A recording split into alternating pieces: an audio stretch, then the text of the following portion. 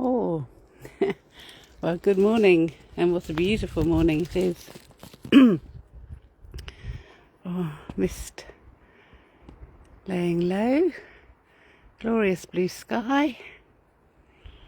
Oh, some clouds over there. Can't see any chemtrails. We've certainly had less chemtrails this year, which is why it's been a beautiful year. And why we've had good fruits on our trees and good crops and sunny weather. So our natural vitamin D coming from the sunlight, as it's supposed to do. Anyway, I've just walked past all around St. Augustine's Church, and it's their Christmas tree festival this weekend. It actually starts on Friday evening at 6, and it's on Saturday and Sunday. I'll put up a post with the times on. So yeah, do come along and see my Christmas tree that's going to be in there. And it's always a beautiful festival, and it would be lovely if they left the trees in over Christmas because it's so festive. And I do love this festive time of year. I know it's not the literal birth of Jesus Christ, but it still brings light into the dark of our short days in the winter time in the northern hemisphere. So the light certainly returns after the 21st of December on a planetary level and seasonal. So literally you can see the bulbs start to shoot through the ground the week after the 21st. And so the light in terms of seasons does return. And the light is going to return on a conscious level with the second coming of Christ. And I do believe that we're in those end times. I do believe that we're at that point of transformation. There's many people on YouTube, the end time watchwomen, people, giving the end times scenario, which does make sense of the madness that we're seeing in our world at these end times, these difficult times hard to deal with, it says, 2 Timothy 3. But also Romans 1, it talks about the difficult times as well. And a lot of people say they're not religious and they don't go to church, and I only go to church sometimes. But actually, Jesus Christ, so the consciousness of Christ and the whole spirit of love is the foundation and the fulfillment for the law, for the common good, the common law, for all people, for, I say, mankind. So, because if we haven't got the law being upheld and corruption being stopped, raised incorruptible, it says in 1 Corinthians 15, then there's no peace, is there? You can't have justice without peace, because justice is for peace, and peace is not injustice with a antidepressant or a sedative or some sort of medication. Peace is a state of being within our body, which I would say is a naturally occurring endorphin in our blood. And is that the blood of Christ? That's what I'm saying in my work. And it comes from moral and righteous living. And we all have the choice, but we shouldn't be being ruled with sin and corruption and austerity. I remember when I was doing a course with Welsh Government, Women Making a Difference, and I took my first book and I said, I want to make a difference in the world with my book. And they were teaching us about austerity, which means the working man's wage doesn't cover the costs.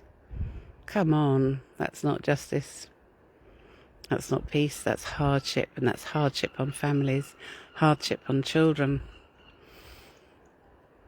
And then that leads to Often alcohol is used to numb the pains and struggles, and that's not the answer either. A glass of wine is nice sometimes, or a glass of beer is it's a social activity which in moderation is great. But when it becomes a need or an addiction, a habit, a bad habit, then it has destructive consequences on the mind and on the body. And we're marketed and sold all of these things that are against God's love, because there's massive profit in them all. And then there's drugs on the streets, easily available. I don't see that that's really justice being upheld either. It's about attaining to the consciousness of what love is, for the joy and the peace, which are states of the Spirit. And at Galatians 16, we're asked to walk in Spirit. The love and the joy. And there's many people doing what they ought to do, and working hard, looking after their families, looking after their children, good members of the community. Many people doing that. And it shouldn't be a struggle to survive doing those things. But anyway, God has a promise for restoration of love, for revival of love, the second coming of Christ. And I would say it's imminent in these times. I was listening to something last night, which with Hanukkah on they're the feasts of Israel. Hanukkah means the dedication to God, dedication to God's love. And yeah, it's only by that we can attain to perhaps what they call atonement in the Jewish festivals. But I see atonement as at-one-ment. It's all about being at one. And the meaning of the name of Christ, who is the anointed one, who causes love to become made whole and one in our body, which is the temple for God's love to dwell. So it's how it affects you, how it affects us, how it affects me, how it affects others, how it affects our enemies. We're taught to love our enemies, which means to observe the commandments. And that's why justice for human rights must be upheld. It's time to learn no war, time to stop all of these weapons being manufactured. I was listening on Radio 2 yesterday to some people speaking about having been shot. It's horrific. What would Jesus say to that? What would Jesus say to manufacturing guns? Perhaps this is the way we need to think in order for thy kingdom to come.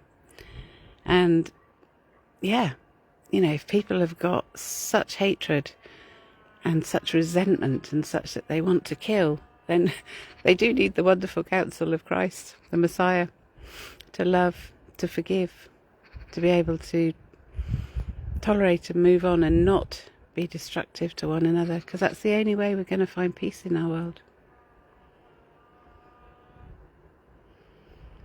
And God does have a promise for this. In Revelation 21, the new heaven is described as gemstones, all of which refract the whole spectrum of light. God is love and God is light.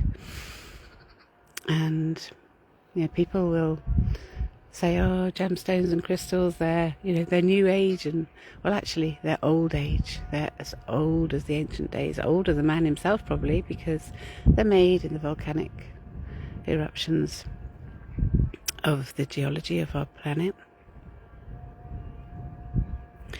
And they hold elements and sacred geometrical forms that do connect with our body, that are healing for our body. But most of all, they reveal the consciousness of how we must have courage to face the hurt, grief, pain, trauma and diseases in our body, in our life. That's what the counselling process is. It takes a lot of courage to do that, because it's hard facing those pains. And I know I've done it. And I've helped others to do it in my work. But we have to have courage, and we have to have faith. Faith is the assured expectation of the things hoped for, the evident demonstration of realities not yet beheld. So when Jesus, when people, after the healing had occurred with people, he said to all of them, your faith has made you well. Because we have to have that faith. If somebody hasn't got faith, they're not going to be able to heal. It doesn't work. It's a consciousness. And we're saved by grace. And is it grace through faith? So with thanks. So again, if somebody's got no thanks, if they're not thankful, then healing doesn't occur either. So these are actually conscious states of being. So the courage and the faith to seek our happiness and our peace. The peace is not a cortisol stress hormone from trauma, abuse, grief, hurt, pain, austerity, lies, betrayals, corruption, all of those things. To seek peace. And we have to wrestle between what's right and what's wrong. And there's a lot of things wrong in our world at the moment. And a lot of those truths are coming out, and they're horrific. They're absolutely horrific. I do share some on Facebook that I've learned about since lockdown, actually. A lot of this evil darkness started to come out in lockdown. So I do share them, and the answer is justice must be upheld to stop them happening, to stop the child trafficking, to stop the child abuse, the corruption. Money, the love of money is the root to all evil. And we can create a beautiful world for us all. It doesn't have to cost. It's just if we make the effort to make everywhere nice. And I would say not to have all of these parking meters and things that stop. Council saying it's got no money. It's got loads of money. It's got our money. It's just what do they spend it on? But anyway, where did we get to? So we have to have the courage and the faith to seek our happiness and peace. We have to wrestle between what's right and wrong. We have to be able to forgive. We have to stick to the process of love. We have to hear what that pain is saying. Where does that pain come? When you connect with the pain in your body, it will tell you. You do know where it's come from. And we have to hear, and we have to recognize. And then when we do that, we connect with that, then our body will make that change from the stress response, which is fear, all comes from the fear, which is in our sympathetic nervous system adrenaline response, which also is the source of all the addictions because it feels good. Adrenaline is addictive. But we will transform from that into our parasympathetic nervous system, and that changes just as in the twinkling of an eye because it's a nervous system change in our body. So physiologically it's changing from fear to love and connection, and that's through the endorphins. So the end is the beginning of the word endorphin. The end is the beginning of the word. The end is the beginning of love's promise to end man-made trauma, grief and pain, to end inner turmoil and confusion, to end abuse, regret and shame, to end the sickness of mind delusion, to end the trauma, grief and pain. And then we have to tolerate others on their journey because we all have issues to work through. We all have things going on. Life is, there's traumas in life. It's just part of being life. Oh, hi Teresa, good morning. And Donna, good morning. What a beautiful morning. Look at that sunshine. So I'm just going through the 12 gemstones of the new heaven. So we get to tolerate others on their journey because we're all working through stuff. And we have to. Trust is absolutely foundational for everything. Trust, confidentiality, knowing that you're safe, and only the truth will set us free. And that's what the gemstones of the new heaven reveal in the stone's cry that I hear, and that's what I write on, and as a conscious process for healing. So I share them with love, and I've just been doing my Christmas card ready for the Christmas tree festival at St Augustine's this weekend. So Donna, I think you're local, aren't you? So perhaps will you be going to that? And yeah, and we know that God has a promise, and it is that conscious process, and conscious process of love and light for enlightenment of love anointed, which is the meaning of Christ's name. So I will say Happy Christmas for every day, for healing, for heaven on earth, in accord with the Lord's Prayer. Our Father who art in heaven, hallowed be thy name. So thy name to cause love to become, made whole and one in us, in our body, which is the temple for God's love to dwell. Hallowed be thy name. Thy kingdom come, thy will be done on earth as it is in heaven. Give us this day our daily bread, and forgive us our trespasses, as we forgive those as others who trespass against us. Lead us not into temptation, and deliver us from evil. For thine is the kingdom, the power, and the glory, for ever and ever. Amen. And so may justice be upheld to deliver us from the evil of corrupt rulers who are not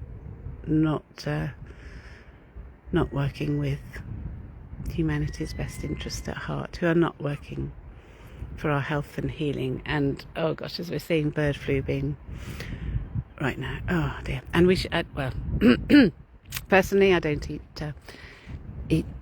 turkey at Christmas. I very occasionally will eat turkey, but I don't really eat turkey, because the turkey is a bird who she's with her young for months. She's a wonderful mother, and we're seeing mothers are being made to work as if having a family and looking after a home isn't a full-time job in itself. Looking after children it's the hardest job. It's 24/7. So a working mother will go to work, and then she's working the rest of the time when she's at home as well, because that's just what it is. That's the reality of it. And women should be supported. If we make the choice to have children, then there needs to be support for the best welfare of the whole family, the husband or the man, the woman, the mother, and the child, the children. Because there's no home if we're just all passing ships in the night. We've got to remember the divine mother love, which is what forms that bond of love, the spirit for love, joy, peace, contentment, connection with the self, with the core self, knowing who we are, knowing that we're loved. And I can only say thank you to my family who gave me that after the adoption.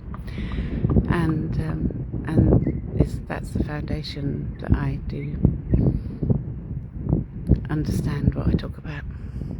So wishing you all love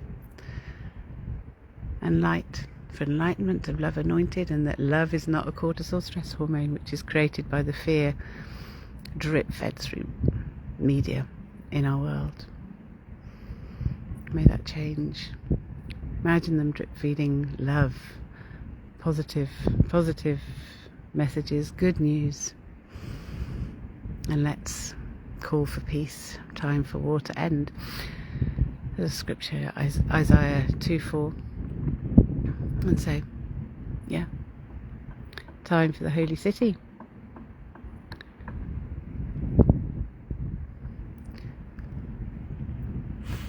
The new heaven, the new Jerusalem, for twofold peace here on earth.